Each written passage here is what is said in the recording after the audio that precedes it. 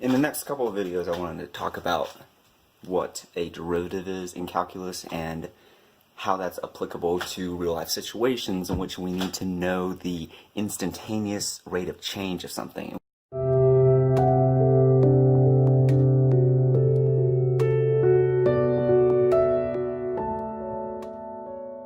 In the next couple of videos, I wanted to talk about what a derivative is in calculus and how that's applicable to real-life situations in which we need to know the instantaneous rate of change of something. And what I mean by that is that when you have in your algebra class a line, that line graphically would have a given slope.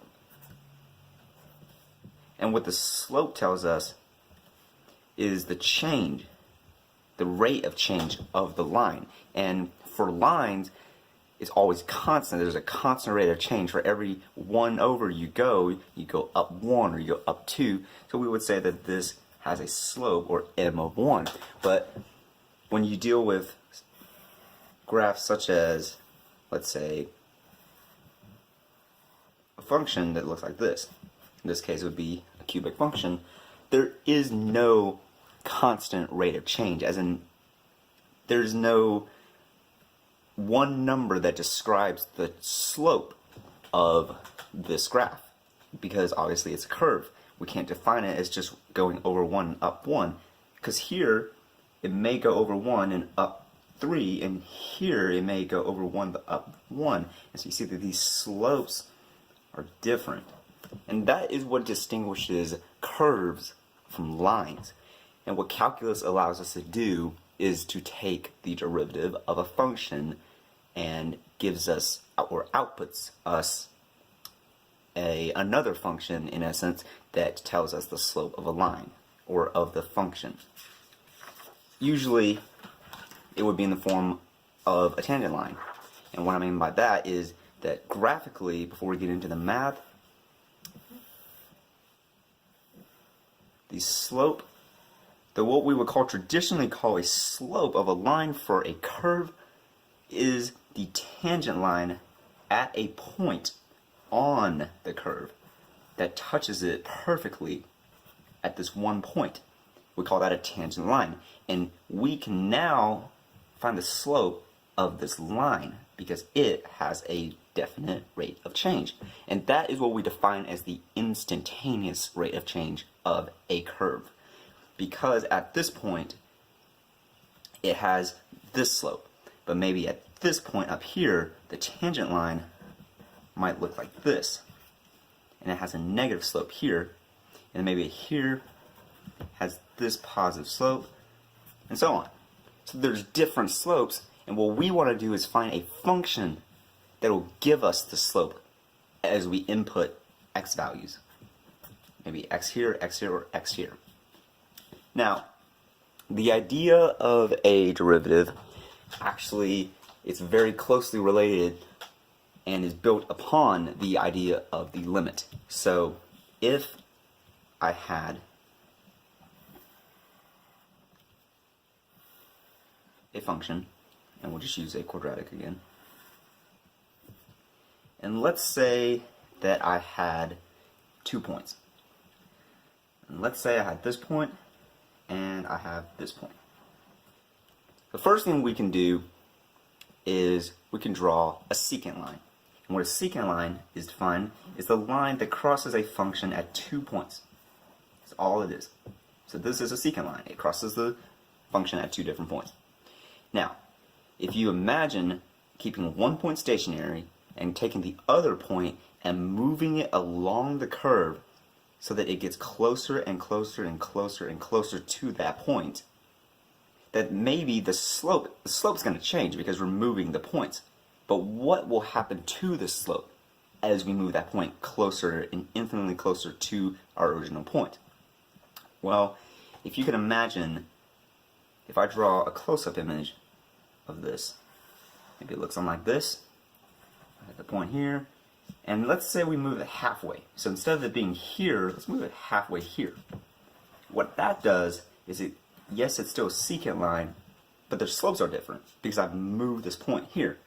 let's say I did it again, but this time I move it even closer to where that's the secant line. If I did it infinitely close to where this point is on top of our original point, it would look something like this.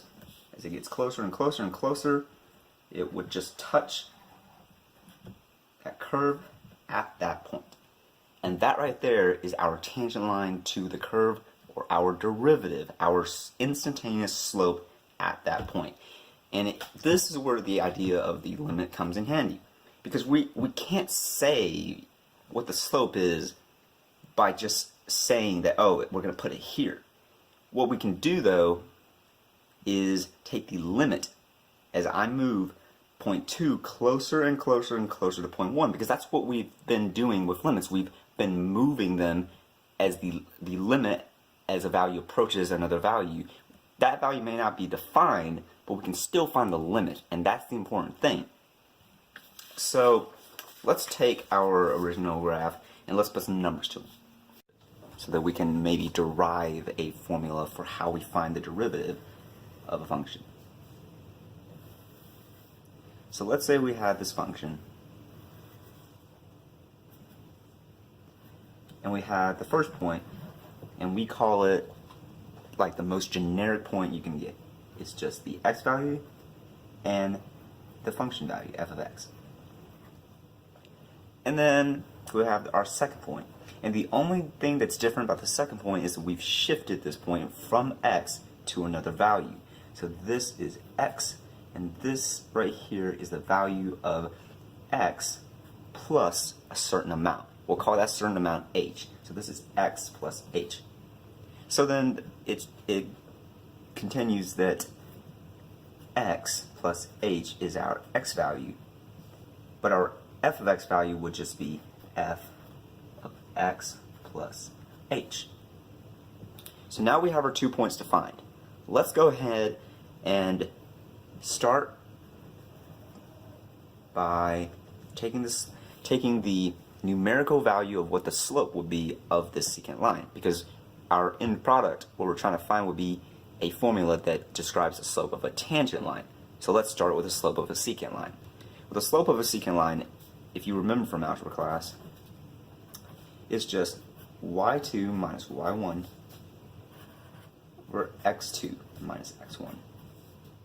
So then we plug this in for our values, and let's say that this is our f of x plus h, which is our our y2, and this f of x is our y1. So plugging that in, we get f of x plus h minus f of x all over our x2, in this case, would be x plus h minus x. And then we see that the x's cancel, and now we're just left with h. So to rewrite this, it is f of x plus h minus f of x all over h. Now this gives us a neat formula for the slope of the secant line. Now, if you recall what I was talking about earlier, is that when we take this point and we move it closer and closer to x, or in other words, as the change in x, the h value, which is the value we change x by to move it here, as h approaches 0, as this distance here approaches 0 to where this point is on top of that point, what do we get? And that's all we're doing. We're taking a limit as we move this point closer and closer to x. So all we would do is to attach this limit. The limit, as our h value approaches 0 of the slope of the secant line.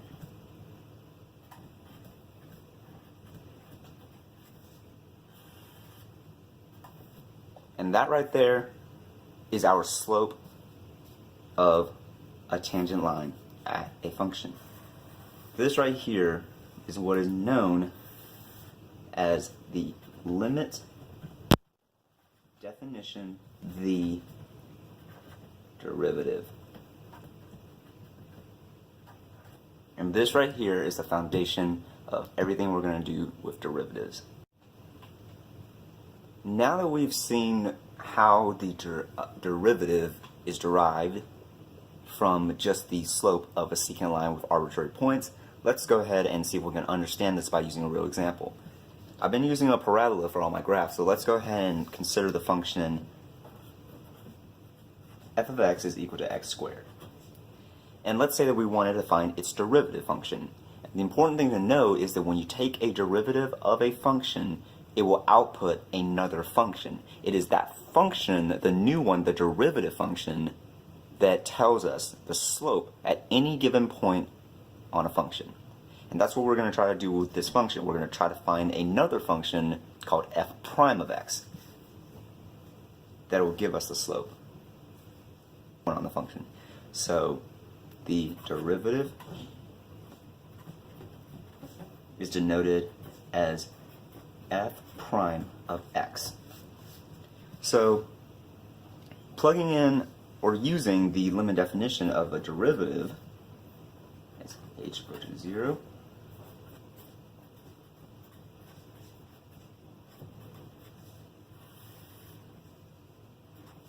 let's see what we get. If we plug in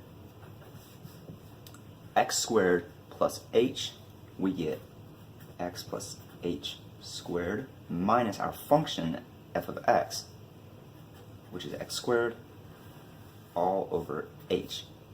Now, the first step we need to do is to expand this. And this would give us x squared plus 2hx plus h squared minus x squared all over h. And technically, you would need to put the limit every time. So then continuing on, we see that it is the limit as h approaches 0. So we see that x squared and the negative x squared cancel. And now we're left with this part. And what we can do here, because we can't plug in 0 for h yet, because we would be dividing by 0, what we can do is take this and factor it out. So we can pull an h out from both. So we get h, and then inside we get 2x plus h all over h. And now what we've done is we've gotten rid of the denominator by canceling this out. So now we are just left with the limit as h approaches 0 of 2x plus h. And now we can indeed take the limit as h approaches 0. This term cancels out, and this limit simply equals 2x. And that right there is the derivative. X is equal to 2x. How do we apply this though? Well, I told you that when we take a derivative of a function, we're going to get another function. What this function does is it tells us the slope at any x value on the function. So let's say we wanted to know function x squared. Let's say we wanted to know the slope, the instantaneous rate of change at x is equal to 2. What is the slope of the tangent line at that point? That's all a derivative is. Well, we know that if f of x is equal to x squared, we've just proven here algebraically that the derivative function f prime of x is equal to 2x. What that does for us is now that we know that f prime of x is equal to 2x, all we have to do is plug in our x value for f prime. So we get that f prime of 2 is equal to 2 squared, which is equal to 4. So now we know that the derivative at x equals 2 of x squared is equal to 4. And that right there is the slope of the tangent line. If we wanted to know the slope at the point, say, -5, that would actually extend out here and would look something like this. A really, really steep slope at that point that's tangent to that point. Well, we would see that it is 2 times 5, which is equal to 10. And this should be times 2. That at the point x is equal to -5, the slope of the tangent line is actually a -10. So that is what a derivative does for us. It tells us the function value. It tells us the slope of the function at an x value. If we want to apply this for other functions such as, say, x cubed and x to the fourth and even square root of x, natural log, any function, if we want to take the derivative, all we have to do is use the limit definition, which is here, plug it in and do some fancy algebra, and we will always get the slope. Now, very rarely would you want to, say, use that definition to find every derivative, because it's very time consuming and there has to be a way to speed up the process. Well, in this case, there is a way. There are different rules that you need to memorize to take derivatives very quickly. These rules include the power rule for whenever you have a function x to the n, where n is just an integer, so it could be a positive number, a negative number. And there's the product rule,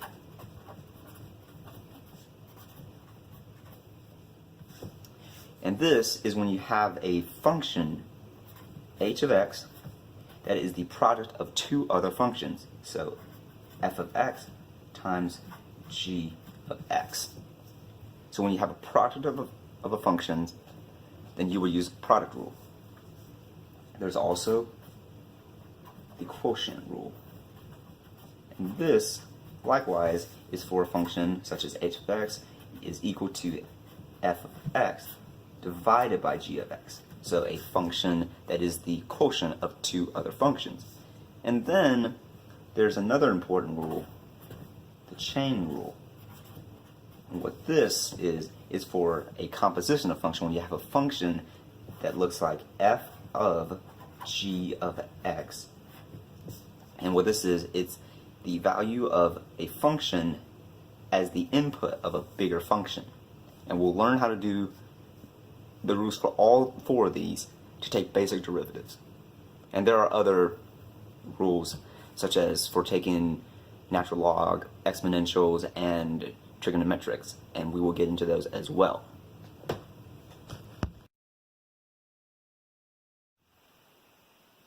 In order to use the power rule effectively, we must have a function that can be expressed as x to a integer power. So functions such as x squared, x cubed, x to the fourth, x to the 4.5, all of those can be derived using the power rule. You cannot do, however, functions that have a variable on the power. So x to the x plus 1, those would not work. So let's consider the function y is equal to x cubed. What the power rule says is that when you have a function f of x is equal to x to the n, where n is just some number, all we have to do to find the derivative is to take the n and bring it out front, multiply by x, raised to the n minus 1 power. And that's it. So to apply this here, we would get that y prime, another way to write the derivative, is equal to the power brought out front, so 3, times x, to the 3 minus 1 power, which in this case would be 2. And that right there is the derivative in 3 seconds. If we had y is equal to x to the 10th, then y prime would simply be 10 times x to the 10 minus 1, which is 9. What if we had y is equal to 3x to the 5th? The derivative function would be y is equal to 3 as a constant times the exponent out front, 5 times x to the 4th. And this would be 15x to the 4th. Very simple. If I had y is equal to, say, the sum or difference of functions such as 3x squared minus 4x plus 10.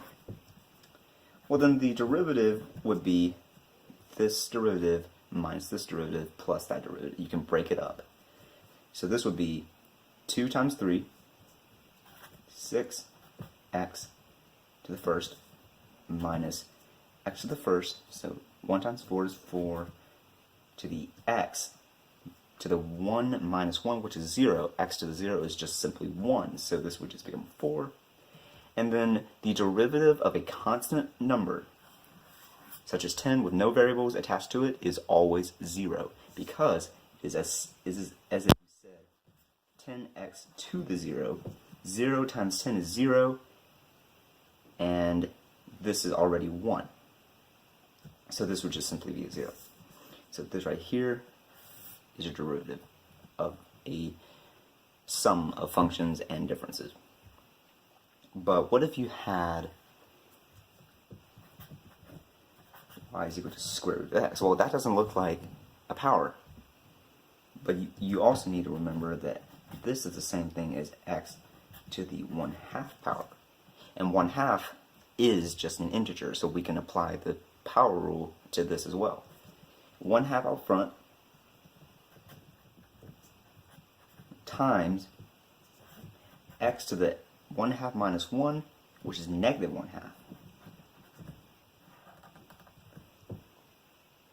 And then this simplifies to 1/2 times 1 over, well, x to the 1/2 is just a square root of x. So 1 over square root of x, and this is equal to 1 over 2 square root x, and that is your derivative function. The product rule and quotient rule, all you have to do is plug in that formula into the rule. So let's say that we had the function y is equal to x squared times the square root of x. Well, we see automatically that this is a product of two functions. So to find the derivative of two functions, multiply together. Say if it was the function was f of x equal to g of x times h of x. Well, then the derivative function would simply be this formula. G of x times h prime of x, so the derivative function of h. So now you know that you have to find, first of all, the derivative of this function to get the whole derivative, plus h of x times the derivative function of g of x. So first times the derivative of the second, plus second times the derivative of the first. First and second being the first function and the second function. In this case, we see that our first function is an x squared and our second function is a square root of x. So using this formula, we get that y prime up here is equal to the first function, x squared, times the derivative of the second function, which, if you didn't know from what we did here, we said is 1 over the square root of x times 2. So it's 1 over 2 square root of x plus the second function now, which is the square root of x times the derivative of the first function, which by the power rule is 2 times x to the 2 minus 1, which is just 2x. From earlier in the video, we proved that using the limit definition. This is just a quicker way that you can do it in 2 seconds. Now, this right here is technically correct. This is the derivative. When you plug an x value into all of these, it will give you the derivative, or the slope, of this entire function at that. I have to clean it up to an extent. Maybe rewrite this as just x squared over 2 square root plus 2x square root of x, and usually this will be sufficient. The quotient rule is a little more complicated, but again, it's just memorizing formulas. If you had the function f of x is equal to g of x divided by h of x, then the formula for the derivative of this quotient would be bottom times the derivative of the top minus top times the derivative of the bottom, all divided by the bottom squared. The bottom function would be this, the top function would be g of x, and their respective derivatives. So let's say we have the function y is equal to x squared over x cubed. Well, automatically we might be able to say, okay, we could simplify this to say another polynomial. So this would simplify to 1 over x, because the x is canceled on top. And this is actually the same thing as x to the negative 1, which is a integer. So we could apply the power rule, and let's go and do that just to see that this will work. So applying the chain rule, applying the product rule, and let's say we have the function x squared over x cubed. Well, to apply this chain rule, we know that the derivative function is going to be the bottom function. So let's call that, so if this was just generically g of x over h of x, then we know that it's going to be h of x times the derivative of g of x minus g of x times the derivative of h of x, all over h of x squared.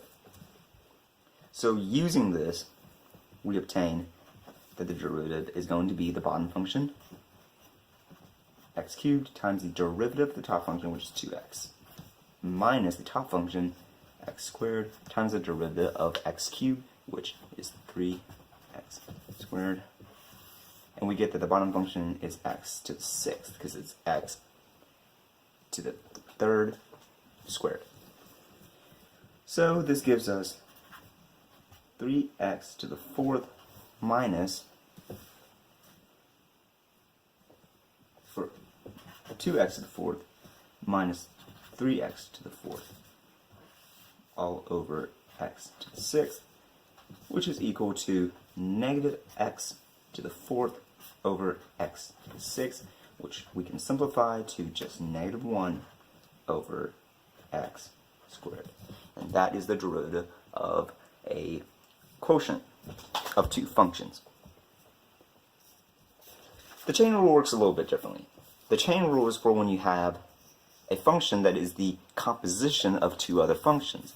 So an example of this would be f of x is equal to, say, the square root of x cubed. So the bigger function is the square root of x. So it's the square root of x cubed. So the bigger function is the square root of x. The little function inside of it is x cubed. So by the chain rule, which states that if your function was equal to g of its smaller function, h of x, in this case g of x would be, well, let's first substitute the variable, say a is equal to your h of x. Let's just say that a represents your little function. Well, we're saying that the derivative of this function would be g prime of a, just plugging it in as a, so just the derivative of, in this case, square root of x, square root of a, times the derivative of the little function, so the derivative of a. So to solve this, let's first substitute a in for x cubed. Then we get f of x is equal to the square root of a, with a being equal to x cubed. Okay? So now, by the chain rule, we see that it is the derivative of the bigger function. So in this case, square root of a, which from earlier in the video is equal to 1 over 2 square root of a, times a prime, the derivative of this, which we know is 3x squared. Now this gives us 3x squared on top over 2 square root of a. Now we can plug a back into it to obtain the square root of x cubed. And this right here is the derivative of a composition of functions. The important thing to note here is you must identify what the bigger function is in this case, which is the square root of x, and the little function, which is x cubed. That is the most important part. And then all you have to do is substitute a variable, so in this case a, and plug it into here.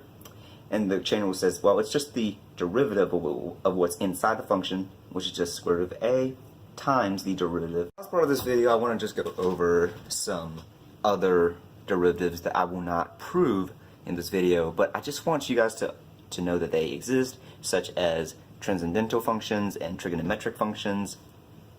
And let's start with the function f of x is equal to sine of x. The derivative of the sine of x is simply the cosine of x. So this is your first relationship.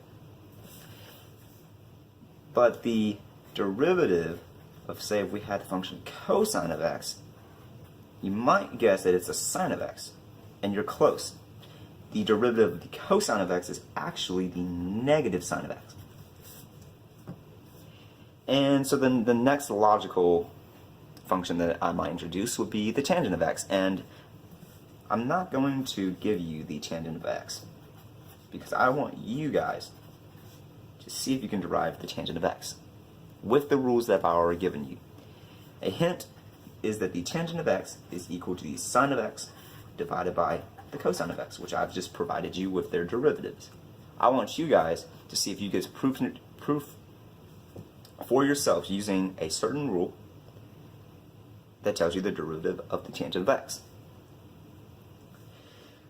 And it's by this logic that I also want you guys to prove the functions for the secant of x, the cosecant, and the cotangent.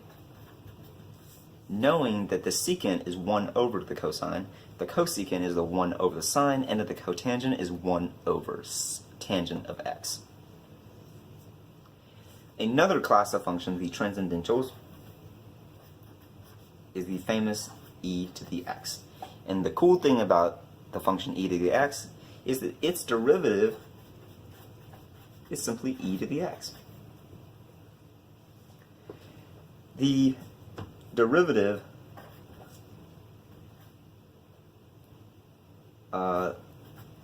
if we said the function was the natural log of x, which is somewhat related to the e to the x, then the derivative of that function is 1 over x.